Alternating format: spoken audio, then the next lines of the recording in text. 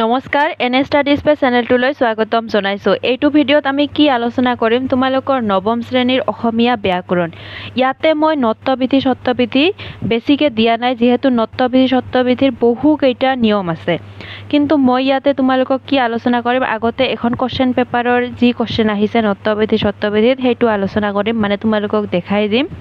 তাৰপিছত মই কৈ যাম যে মানে নত্যবিধিৰ কোন 4টা বা 5টা, সত্যবিধিৰ 2টা, নত্যবিধিৰ 3টা, এই 5টা ৰুল পঢ়িলে তোমালোকে পৰীক্ষাত ইয়াৰ পৰাই আহি যাব। এটা মানে 4টা আহিব তোমালোকৰ নত্যবিধি সত্যবিধি, সেইকাৰণে তোমালোকে 4টা ৰুল পঢ়িব লাগিব।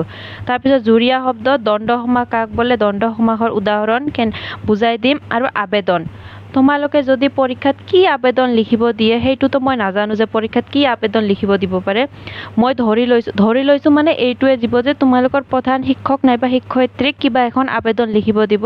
এইটোৰ কাৰণটো যিয়েই নহওক কিয়, তোমালোকৰ লাইব্ৰেৰী ভাল কৰাৰ কাৰণে বা এনুৱেল ফাংচন হোৱাৰ কাৰণে নাইবা ছুটি বিচাৰি কিবা প্ৰব্লেমৰ কাৰণে তোমালোকক আবেদন লিখিব দিব। তোমালোকে যদি এই মাজৰখিনি লিখিব নোৱাৰা, তথাপিও ফাৰ্ষ্টৰখিনি কেনেদৰে লিখিবা, তলৰখিনি কেনেদৰে লিখিবা, লিখিলে তোমালোকে যদি 4 নম্বৰ দিয়া থাকে তথাপিও যাতে 2 নম্বৰ পোৱা, মই তেনেকৈ তোমালোকক বুজাই দিম। ভিডিঅ'টো শেষলৈকে চাই থাকিবা। হাফ ইয়াৰলি এক্সাম হওক বা এনুৱেল এক্সামে হওক, তোমালোকে যদি পৰীক্ষাৰ আগত এবাৰ মানে এই নিয়মবিলাক চাই যোৱা, তেতিয়াহ'লে তোমালোকে 7ৰ পৰা 10 নম্বৰ তোমালোকে লাভ কৰিবলৈ সক্ষম হ'বা। ইয়াতে মই বস্তুবোৰ টাইপ কৰি দিয়া নাই, মানে মই জাষ্ট যিখিনি মেইন নিয়ম হয় সেইখিনি মই হাতেৰে লিখি ৰাখিছোঁ। তোমালোকে বেছি কষ্ট কৰিব নালাগে আৰু বেছি মানে লিখি ৰাখিব নালাগে। জাষ্ট মই টু দ্য পইণ্ট 2-3টা পইণ্ট আলোচনা কৰিম আৰু তোমালোকে পৰীক্ষাত গৈ সেইটোৱে কমন পাবা। ইয়াতে মই এখন কুৱেশ্যন পেপাৰ চালোঁ, হাফ ইয়াৰলিৰ হয়। তাতে এই কুৱেশ্যনটো দিছে যে মধ্যাহ্ন আৰু মধ্যাহ্ন খ হোৱাৰ কাৰণ। কি কি শব্দ দিছে? স্মৰণ, কৃপণ, অনুষ্ঠান, বৰষা। এইটো কি নিয়মৰ কাৰণে এইটো হয়, মানে এই নত্যবিধি আৰু সত্যবিধি মানে কি হয়। তোমালোকে পৰীক্ষাত যদি কেতিয়াবা দিয়ে যে নত্যবিধি বা সত্যবিধি কাক বোলে, তোমালোকে কি লিখিবা যে যিবিলাক নিয়মৰ কাৰণে কি হয়, এই দন্ত্যান্নটো মানে যিবিলাক নিয়মৰ কাৰণে এই দন্ত্যান্নটো মধ্যাহ্ন হয় তাকে নত্যবিধি বোলে, আৰু যিবিলাক নিয়মৰ কাৰণে এই দন্ত্যাক্ষটো মধিনাক্ষ হয় তাকে সত্যবিধি বোলে। মনত ৰাখিবা, যিবিলাক নিয়মে দন্ত্যান্নক মধ্যাহ্ন মানে বনায় আৰু দন্ত্যাক্ষক মধিনাক্ষ বোলে তাকে নত্যবিধি সত্যবিধি বোলে। আৰু এইবিলাক কি নিয়ম বা কি কাৰণত হয়, তোমালোকে ফাৰ্ষ্ট এই কাৰণটো মনত ৰাখিবা। কি কাৰণ? এই 3টা ৱৰ্ড, ৰি, ৰ আৰু মধিনাক্ষ। ৰি, ৰ আৰু মধিনাক্ষ, এই 3টা ৱৰ্ড তোমালোকে মনত ৰাখিব লাগিব। ৰি, ৰ, মধিনাক্ষ, এই 3টাৰ পিছত যিয়েই শব্দ নাথাকক কিয়, মানে দন্ত্যান্ন যদি থাকে, ৰি, ৰ আৰু হ, ইয়াৰ পিছত যদি দন্ত্যান্ন থাকে সেইটো মধ্যাহ্ন হ'ব। উদাহৰণ হিচাপে ঋণ, ইয়াত ধৰি লোৱা ৰি আছে, সেইকাৰণে ইয়াতে দন্ত্যান্ন নহ'ব, কি হ'ব? মধ্যাহ্ন হ'ব। তৃণ, এইটো কি আছে? ৰি কাৰ, সেইকাৰণে এইটো মধ্যাহ্ন হ'ব। কৰ্ণ, এইটো কি আছে? ৰ আছে, সেইকাৰণে মধ্যাহ্ন হ'ব। এই মধ্যাহ্নটো তোমালোকে দেখা পোৱা নাই, এইটোৱে মধ্যাহ্ন। এইটো কিহৰ কাৰণে হৈছে? মধিনাক্ষ আছে সেইকাৰণে। এই 3টা শব্দ তোমালোকে মনত ৰাখিবা। ৰি, ৰ আৰু মধিনাক্ষৰ পিছত কি হয়? দন্ত্যান্ন থাকিলে মধ্যাহ্ন হয়। এইটো কি আছে? এইটো ৰি আছে, সেইকাৰণে এইটো মধ্যাহ্ন হৈছে। আৰু এটা নিয়ম ইয়াতে এপ্লাই হ'ব, সেইটোও লিখিব পাৰা, কিন্তু নিলিখিলেও কথা নাই। এইটো ডাইৰেক্ট ৰি থকাৰ পিছত দন্ত্যান্ন আছে, সেইকাৰণে মধ্যাহ্ন হৈছে। তোমালোকে পৰীক্ষাত এনেদৰে লিখিব পাৰা। তাৰপিছত এইটোও তোমালোকে ডাইৰেক্ট লিখিব পাৰা যে ৰ আছে, এই ৰটো থকাৰ কাৰণে দন্ত্যান্নটো মধ্যাহ্ন হৈছে। তোমালোকে পৰীক্ষাত এনেকৈ লিখিবা যে ৰ থকাৰ কাৰণে দন্ত্যান্ন মধ্যাহ্ন হৈছে, এইটো ৰি থকাৰ কাৰণে দন্ত্যান্ন মধ্যাহ্ন হৈছে। তাৰপিছত এইটো দন্ত্যাক্ষটো মধিনাক্ষ হোৱাৰ কাৰণটো তোমালোকক মই পিছত কৈ আছোঁ। আৰু এটা নিয়ম তোমালোকক জানিব লাগে, ইয়াৰ পৰাও মানে কুৱেশ্যন অহা দেখা যায়। কি? তোমালোকক মই বুজাই আছোঁ। এইটো অলপ দেখাত কমপ্লিকেটেড লাগিব, কিন্তু সহজ হয়। ধৰি লোৱা এইটো ৰি, ৰ আৰু হ, এই 3টাটো তোমালোকে গমেই পালা। এই 3টা শব্দ ইয়াতে ধৰি লোৱা আছে, এই 3টা শব্দ ইয়াতে ৰ আছে। তাৰপিছত কি হ'ল? মাজত ইয়াতে দন্ত্যান্ন আছে, এইটোৰ মাজত কি আছে? স্বৰবৰ্ণ যিকেইটা আছে গোটেইকেইটা অ আ ইয়ালৈকে মানে যিকেইটা 11টা যে স্বৰবৰ্ণ আছে গোটেইকেইটা ইয়াৰ মাজত যদি থাকে নাইবা ক বৰ্গ বুলি কি কাক কয় ইয়াতে তোমালোকে ক খ গ ঘ ইয়ালৈকে লিখা মানে কৰ পৰা আৰম্ভ ফাৰ্ষ্টৰ শাৰীটোত যিমান কেইটা থাকে ইয়াকে ক বৰ্গ বুলি কোৱা হয় মানে কৰ পৰা আৰম্ভ কৰি ফাৰ্ষ্টৰ শাৰীত যিমান কেইটা থাকে এই কেইটা থাকে ফাৰ্ষ্টৰ শাৰীটোত এই পাঁচটা থাকে এইটো ক বৰ্গ বুলি কোৱা হয় ক বৰ্গ ইয়াতে কি স্বৰবৰ্ণ নাইবা ক বৰ্গ নাইবা কি প বৰ্গ মানে পৰ পৰা ষ্টাৰ্ট কৰি সেই শাৰীটোত প ফ ব ভ ম এই পাঁচটা যে থাকে এই কেইটাক প বৰ্গ বুলি কোৱা হয় এই প বৰ্গ ক বৰ্গ নাইবা স্বৰবৰ্ণৰ যিকোনো এটা বৰ্ণ এই কেইটা স্বৰবৰ্ণৰ 11টা নাইবা ক বৰ্গৰ 5টা প বৰ্গৰ 5টা আৰু এইটো জ ৱ আৰু হ জ ৱ আৰু হ যদি থাকে ইয়াৰ মাজত তেতিয়াহ'লে কি হয় দন্ত্যান্নটো মধ্যাহ্ন হয় তোমালোকে এইটো মুখস্থ কৰিব লাগিব কি মানে ফাৰ্ষ্টত ৰি ৰ হ তিনিটা তাৰপিছত তা আৰু দন্ত্যান্নৰ মাজত যদি কি থাকে স্বৰবৰ্ণৰ 11টা শব্দ ক বৰ্গৰ 5টা মানে কৰ পৰা ষ্টাৰ্ট হয় ফাৰ্ষ্টৰ শাৰীটো তাৰপিছত প বৰ্গৰ 5টা আৰু এইটো জ ৱ হ এই শব্দকেইটা যদি মাজত থাকে তেতিয়াহ'লে মনত ৰাখিবা এই দন্ত্যান্নটো মধ্যাহ্ন হয় ইয়াতে কি কৃপণ তোমালোকে এইটো পৰীক্ষাত যদি এই নিয়মটো মনত নাথাকে ডাইৰেক্ট এইটো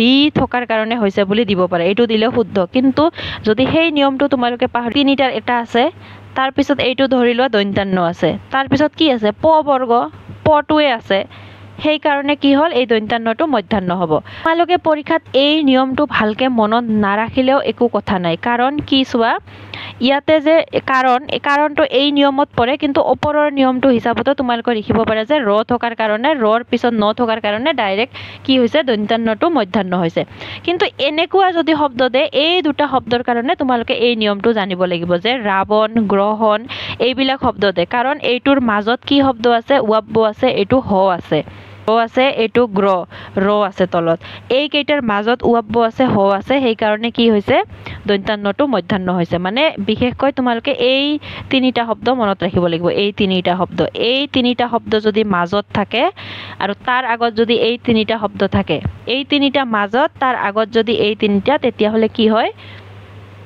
দন্ত্যান্নটো মধ্যাহ্ন হয় তাৰপিছত এইটো নিয়মৰো কেতিয়াবা দিয়া দেখা গৈছে উত্তৰ দক্ষিণ এই দুটাটো মানে কি হয় দিশ হয় তোমালোকে মনত থাকিব উত্তৰ দক্ষিণ তাৰপিছত এই চাৰিটা শব্দ তোমালোকে মনত ৰাখিব লাগিব পৰ চান্দ্ৰ নাৰ ৰাম এনেকে মনত ৰাখিব পৰ চান্দ্ৰ নাৰ ৰাম এনেকে মনত ৰাখিব পাৰা পৰ চান্দ্ৰ নাৰ ৰাম এই শব্দকেইটাৰ পিছত যদি অয়ন শব্দ থাকে এই অয়নৰ দন্ত্যান্নটো মধ্যাহ্ন হয় কি উত্তৰ দক্ষিণ তাৰপিছত এনেকে মনত ৰাখিবা পৰ চান্দ্ৰ নাৰ ৰাম এই চাৰিটা শব্দৰ পিছত যদি অয়নটো থাকে কি হয় এই দন্ত্যান্নটো মধ্যাহ্ন হয় ধৰি লোৱা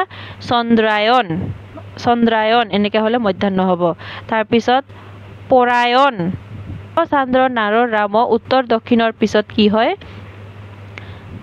উত্তৰায়ন দক্ষিণায়ন এনেকে দিব পাৰে এই মানে এইটো কেতিয়াবা কঠিন যদি দিয়াৰ মানে চেষ্টা কৰে কোৱেশ্চন তেতিয়াহ'লে এইটো নিয়মৰ দিয়ে আৰু এইটোও যদি কঠিন নিয়মৰ দিয়াৰ চেষ্টা কৰে এইটো কিন্তু সাধাৰণতে তোমালোকৰ এই তিনিটা ৰি ৰ আৰু হৰ পিছত দন্ত্যান্ন থাকিলে মধ্যাহ্ন হয় এইটোৱে তাৰপিছত আৰু হঠাৎ কেতিয়াবা যদি টান দিয়াৰ চেষ্টা কৰে এইটো দিয়ে ট বৰ্গৰ লগত যদি কেতিয়াবা যুক্ত শব্দ হয় তাৰপিছত কি হয় মধ্যাহ্ন হয় ধৰি লোৱা কণ্টক ক মধ্যাহ্নয় তন্ত মানে এইটো ট বৰ্গৰ লগত কি হৈছে জোৰা লাগিছে যে যুক্ত হৈছে সেইকাৰণে এইটো মধ্যাহ্ন হৈছে মনত ৰাখিবা ট বৰ্গৰ লগত যদি মানে দন্ত্যান্ন যুক্ত হয় ট বৰ্গৰ লগত যদি দন্ত্যান্ন জোৰা লাগে সেই দন্ত্যান্নটো কি লিখিব লাগে মধ্যাহ্ন হিচাপত লিখিব লাগে তোমালোকে ক্লিয়াৰ হ'ল এই কেইটা নিয়ম জানিলেই যথেষ্ট তোমালোকে ফাইনাল এক্সামতো HSLC এক্সামতো তোমালোকে ভাল নম্বৰ পাবলৈ সক্ষম হ'বা তাৰপিছত সত্যবিধিৰ এই নিয়মটো তোমালোকে মনত ৰাখিলে হ'ল যে অ আৰু আ স্বৰবৰ্ণৰ এই দুটা অ আৰু আ এই দুটাৰ বাহিৰে অন্য যিমান কেইটা স্বৰবৰ্ণ আছে আৰু নাইবা ক আৰু ৰৰ পৰৱৰ্তী প্ৰত্যয়ৰ স মধ্যাহ্ন হয় মই বুজাই দিছোঁ। ক আৰু আ এই দুটাৰ বাহিৰে যিমানকেইটা স্বৰ বৰ্ণ আছে নাইবা ক আৰু ৰৰ পাছত এই ক আৰু ৰ তোমালোকে বিশেষকৈ মনত ৰাখিবা। স্বৰ বৰ্ণকেইটা মনত নাৰাখিলেও একো কথা নাই, এইকেইটা মনত ৰাখিবা। ক আৰু পেট কাটা ৰ, ক আৰু পেট কাটা ৰৰ পিছত যদি দন্তাক্ষ থাকে তেতিয়াহ'লে সেইটো কি হয়? মধিনাক্ষ হয়। ক আৰু পেট কাটা ৰ। ইয়াতে কি মই তোমালোকক দেখাই আছোঁ ৰ'বা। এইটো উদাহৰণটো তোমালোক কি কৈছে যে ক আৰু পেট কাটা ৰ এই দুটাৰ পিছত যদি দন্তাক্ষ থাকে তেতিয়াহ'লে মধিনাক্ষ হ'ব। এইটো কি আছে? পেট কাটা ৰ, সেইকাৰণে ইয়াৰ পিছত মধিনাক্ষ হৈছে। মনত ৰাখিবা। এইটো তোমালোকে পৰীক্ষাত লিখিব লাগিব যে ৰৰ পিছত দন্তাক্ষ থকাৰ কাৰণে দন্তাক্ষটো মধিনাক্ষ হৈছে। ক আৰু পেট কাটা ৰৰ পিছত যদি দন্তাক্ষ থাকে স থাকে সেইটো মধিনাক্ষ হয়। তাৰ পৰা অ আৰু আটো তোমালোকে স্কিপ কৰি দিয়া। অ আৰু আৰ বাহিৰে বাকীকেইটা স্বৰ বৰ্ণ নাইবা বিশেষকৈ এই দুটা তোমালোকে মনত ৰাখিবা, ক আৰু ৰ। তাৰপিছত আৰু এটা মনত ৰাখিবা যে ট বৰ্গৰ বৰ্ণৰ লগত যুক্ত দন্তাক্ষ সদায় মধিনাক্ষ হয়। ট বৰ্গ মানে কি? টৰ পৰা ষ্টাৰ্ট হৈ ট, ঠ, ড, ঢ, মধ্যাহ্ন। ট, ঠ, ড, ঢ, মধ্যাহ্ন। এই মানে টৰ শাৰীটোত যিমানকেইটা থাকে গোটেইকেইটাকে কি বৰ্গ বুলি কোৱা হয়? ট বৰ্গ বুলি কোৱা হয়। তো ট বৰ্গৰ যিমানকেইটা থাকিব সেইকেইটাৰ লগত যদি দন্তাক্ষ যুক্ত থাকে সেই দন্তাক্ষটো মধিনাক্ষ হয়। তোমালোকক এক্সাম্পল দেখাই আছোঁ মই। এইটোত চোৱা, এইটো কি আছে? ট বৰ্গ মানে টৰ শাৰীত আছে, ঠটো টৰ শাৰীতে পৰে। এইটোৰ লগত দন্তাক্ষ, এইটো মানে শটো জোৰা লাগিছে, যুক্ত হৈছে। এই জোৰা লগাৰ কাৰণে এইটো কি হৈছে? মধিনাক্ষ হৈছে। মানে যিকোনো ট, ঠ, ড, ঢ, মধ্যাহ্ন এইকেইটাৰ লগত যিকোনো যদি স দন্তাক্ষটো জোৰা লাগে সেই দন্তাক্ষটো মধিনাক্ষ হয়। এইকেইটা নিয়ম মনত ৰাখিলে তোমালোকে নত্যবিধি সত্যবিধি ফুল নম্বৰ পাবা। তাৰপিছত পৰীক্ষাত আৰু কুৱেশ্যন কি আহে যে দুটা জুৰীয়া শব্দ উদাহৰণ দি, দুটা বুলি নহয় এটাও দিব পাৰে, জুৰীয়া শব্দ উদাহৰণ দি বাক্য ৰচনা কৰা। জুৰীয়া শব্দ কোনবিলাক? সহজ সৰল, তিতা মিঠা, তাৰ শব্দ, এইবিলাকক জুৰীয়া শব্দ বুলি কোৱা হয়। তোমালোকে এই শব্দবিলাক যিমান পাৰা কিতাপত বহুত দিয়া আছে, তোমালোকে তাৰ পৰাই 2-4টা মুখস্থ কৰি ল'বা, পৰীক্ষাত দিব। ধৰি লোৱা সহজ সৰল লিখিলা, সহজ সৰল দি বাক্য ৰচনা কৰিবা যে এই মানুহজন দেখিবলৈ বহুত সহজ সৰল। তোমালোকে দুটা এনেকা শব্দ পঢ়ি ল'বা। তাৰপিছত দ্বন্দ্ব সমাসৰ সংজ্ঞা লিখি উদাহৰণ দিয়া। দ্বন্দ্ব সমাসৰ এইটো তোমালোকক পৰীক্ষাত দিয়া দেখা গৈছে। দ্বন্দ্ব সমাসৰ সংজ্ঞা, দ্বন্দ্ব সমাস কাক বোলে? ইয়াৰ মই তোমালোকক সমাস কাক বোলে সেইটো বুজাই আছোঁ। ধৰি লোৱা দিনৰ পিছত যি কি হ'ব? ৰাতি। দিনৰ পিছত যি ৰাতি, এইটো দিনৰ পিছত যি এইটো এটা ডাঙৰ শব্দ আৰু এইটোৰ এটাৰ লগত আনটোৰ মিল আছে। দিনৰ পিছত যি মানে এই শব্দকেইটা জোৰা হৈয়ে এটা শব্দ হ'ব, সেইটো হ'ব কি? ৰাতি। ইয়াতে কৈছে যে পৰস্পৰ অৰ্থৰ সম্পৰ্ক থকা এই মানে শব্দকেইটাৰ যদি অৰ্থৰ সম্পৰ্ক নাথাকে তেতিয়াহ'লে আমি নতুন এটা শব্দ বা পদ আমি লগ লাগি নাপাম। ইয়াতে কৈছে যে পৰস্পৰ অৰ্থৰ সম্পৰ্ক থকা 2 বা ততোধিক পদ, 2টাও হ'ব পাৰে বা ইয়াতকেও বেছি হ'ব পাৰে, পদ লগ লাগি এটা পদ হোৱাকে সমাস বোলে। মনত ৰাখিবা যে পৰস্পৰ এই শব্দটো এইটো কি হয়? পৰস্পৰ শব্দকেইটাৰ পৰস্পৰ অৰ্থৰ সম্পৰ্ক থাকে, অৰ্থকেইটাৰ মানে সম্পৰ্ক থাকে। যদি এটাৰ লগত আনটোৰ সম্পৰ্ক নাথাকে অৰ্থৰ, তেতিয়াহ'লে এটা শব্দ পোৱা নাযাব। পৰস্পৰ অৰ্থৰ সম্পৰ্ক থকা 2 বা ততোধিক পদ লগ লাগি এটা পদ হোৱাকে কি বোলে? সমাস বোলে। সমাস ভালে কেই প্ৰকাৰৰ আছে তোমালোকে চাই ল'বা, বিশেষকৈ ক্লাছ 10ত লাগিব। কিন্তু ইয়াতে তোমালোকক দ্বন্দ্ব সমাসটো বেছি ইম্পৰ্টেণ্ট। দ্বন্দ্ব সমাস কাক বোলে? তোমালোকে ফাৰ্ষ্টটো গম পালা, 2-3টা পদ লগ লাগি এটা মানে পদ গঠন হোৱাকে সমাস বোলে। দ্বন্দ্ব সমাস কাক বোলে? এইটো 2 ভাই আৰু ককাইৰ মাজত যদি আৰু থাকে, আৰু থাকিলে তাৰ মানে গম পাবা যে এইটো দ্বন্দ্ব সমাস। মানে এই আৰুটো উঠাই দি কি কৰা হয়? এটা শব্দ লিখা হয়। মানে আমি কি পঢ়োঁ যে এই শব্দকেইটাৰ এটা মিল থাকে, অৰ্থৰ মিল থাকে, আৰু অৰ্থৰ মিল থকাৰ পিছত আমি এটা শব্দ পাওঁ আৰু সেই শব্দটোকে মানে কি বুলি কোৱা হয়? সমাস বুলি কোৱা হয়। তো এই দ্বন্দ্ব সমাস হ'ল 2 বা তাতকৈ অধিক সংজ্ঞা পদ এইটোৰো এটা কি আছে অৰ্থ আছে এইটোৰো এটা অৰ্থ আছে সেইকাৰণে কৈছে দুই বা তাতকৈ অধিক সংজ্ঞা শব্দ দুইটাও হ'ব পাৰে বা তাতকৈ অধিক সংজ্ঞা শব্দ মানে দুটা মিনিং আছে নিজৰ নিজৰ মিনিং আছে বা বিভিন্ন অৰ্থ বুজোৱা শব্দ এইটো এটা মিনিং বুজাব পাৰে এইটো এটা মিনিং বুজাব পাৰে কি লিখিবা যে দুই বা তাতকৈ অধিক সংজ্ঞা শব্দ বা দুই বিভিন্ন অৰ্থ বুজোৱা শব্দৰ মাজত বা পদৰ মাজত সংযোজক অব্যয় পদৰ মাজত যোনটো সংযোজক অব্যয় থাকে এইটো কি বুলি কোৱা হয় সংযোজক অব্যয় ভাই আৰু ককাইৰ মাজত এইটো সংযোগ কৰিছে এই সংযোজক অব্যয় এইটো সংযোজক অব্যয় বুলি কোৱা হয় সংযোজক অব্যয়টো কি হয় লোপ পাই হোৱা সমাসে এইটো লোপ পায় মানে এইটো নাইকিয়া হৈ যায় লোপ পাই হোৱা সমাসকেই দ্বন্দ্ব সমাস বোলে মানে এইটো লোপ পায় নাইকিয়া হৈ এটা সমাস গঠন হয় ধৰি লোৱা ভাই আৰু ককাই এই দুটাৰে বেলেগ বেলেগ অৰ্থ আছে এই দুটা লগ হৈ মানে মাজৰ যোনটো সংযোজক অব্যয় আছে এইটো নাইকিয়া হয় এটা সমাস গঠন হয় তাকে কি বুলি দ্বন্দ্ব সমাস বুলি কোৱা হয় উদাহৰণ এইটো ভাই ককাই আৰু বিভিন্ন ধৰণৰ তোমালোকে উদাহৰণ দিব পাৰা যৰ মাজত কি থাকিব আৰু থাকিব হেতু উদাহৰণ দিলে তোমালোকে হ'ব পৰীক্ষাত এটাই দিব আহে আৰু যদি পাৰা তোমালোকে দি ৰাখিবা আশা কৰো মই তোমালোকক বুজাব পাৰিছো মই বহুত চেষ্টা কৰিলো বুজোৱাৰ কাৰণে কিন্তু পাৰিছো নে নাই নাজানো মানে দুই বা ততোধিক অৰ্থ বুজোৱা শব্দ যেতিয়া একেলগ হয় আৰু মাজৰ সংযোজক অব্যয়টো কি হয় নাইকিয়া হয় এটা সমাস গঠন হয় তাকে দ্বন্দ্ব সমাস বুলি কোৱা হয় এতিয়া মই তোমালোকক স্কুলৰ শিক্ষক বা শিক্ষয়িত্ৰীলৈ আবেদন কেনেকৈ লিখে মই সেইটো তোমালোকক শিকাই আছো যদি তোমালোকে এতিয়ালৈকে আবেদন লিখিব শিকা নাই আৰু এক্সাম আহি পাইছে তেতিয়াহ'লে এই ভিডিঅ'টো চোৱা যদি গোটেইখিনি লিখিব নোৱাৰা তথাপিও মানে নিয়মখিনি লিখি যাতে তোমালোকে 2 নম্বৰ পৰীক্ষাত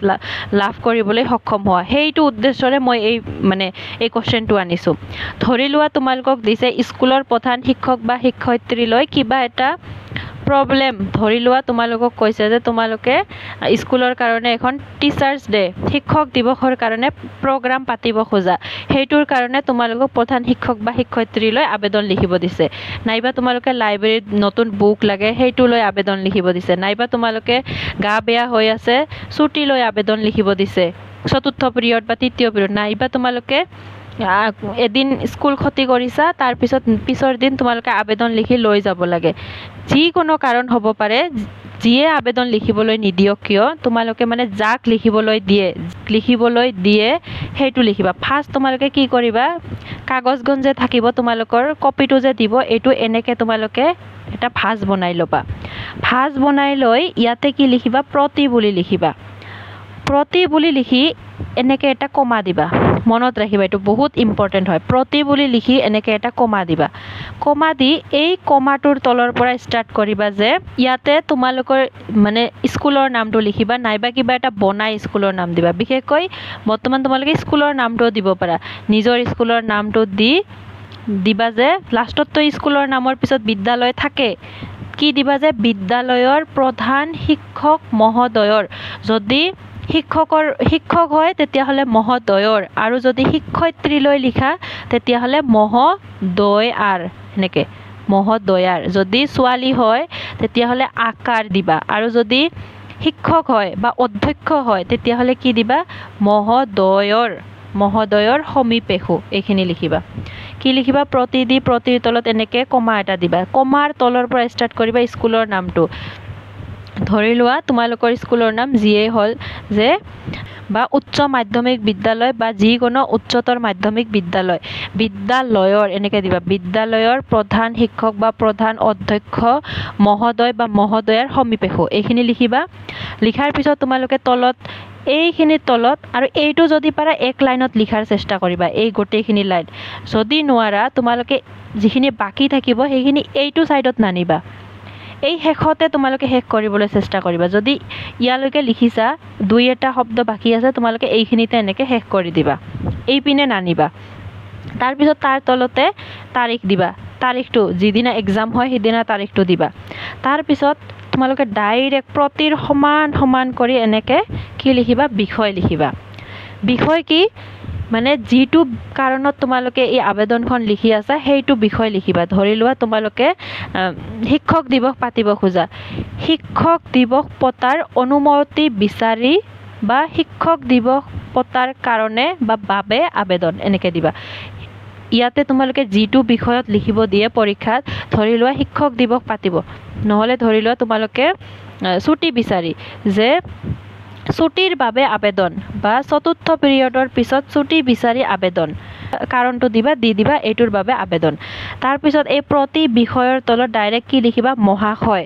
যদি তোমালোকে প্ৰধান শিক্ষকক লিখি আছা বা অধ্যক্ষক লিখি আছা, মহাশয় লিখিবা। আৰু যদি শিক্ষয়িত্ৰীলৈ লিখি আছা তেতিয়া কি হ'ব? মহাশয়া এটা দিবা। মই ইয়াতে বুজি পোৱাৰ কাৰণে দুটা দিছোঁ, মহাশয় বা মহাশয়া যিকোনো এটা। মানে ছোৱালী হ'লে হয় আৰু ল'ৰা হ'লে এইটো হয় বা মহোদয়। তাৰপিছত এই কমাৰ তলৰ পৰা ষ্টাৰ্ট কৰিবা।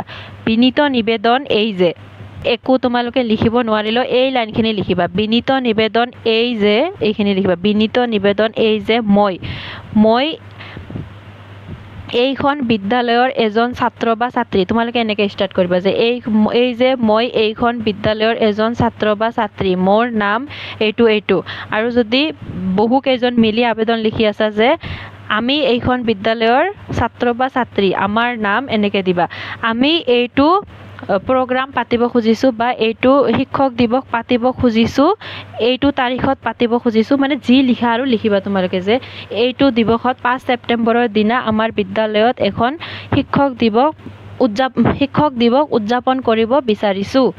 এইখিনি কাৰণখিনি তোমালোকে লিখিবা। কি কৰিব বিচাৰিছা, কিহৰ কাৰণে আবেদন লিখি আছা সেইখিনি লিখিবা। লিখাৰ পিছত তোমালোকে কি কৰিবা?